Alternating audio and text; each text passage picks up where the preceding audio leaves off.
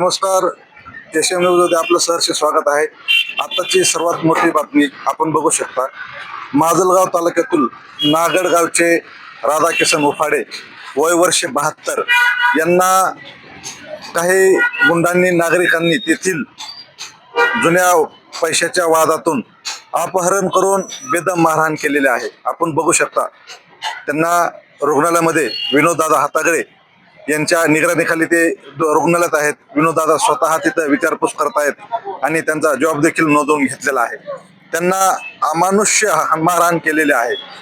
72 वर्षीय राधाकिशन उफाडे यांना रिक्षामध्ये टाकून अपहरण केलं आणि त्या ठिकाणी त्यांना बेदम मारहाण केलेले आहे. हा सर्व प्रकार एवढा निंदनीय आहे.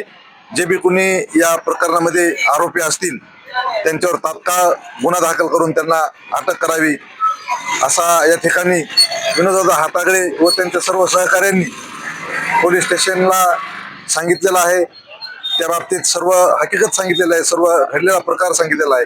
परंतु हा काळीमा फासणारी घटना आहे.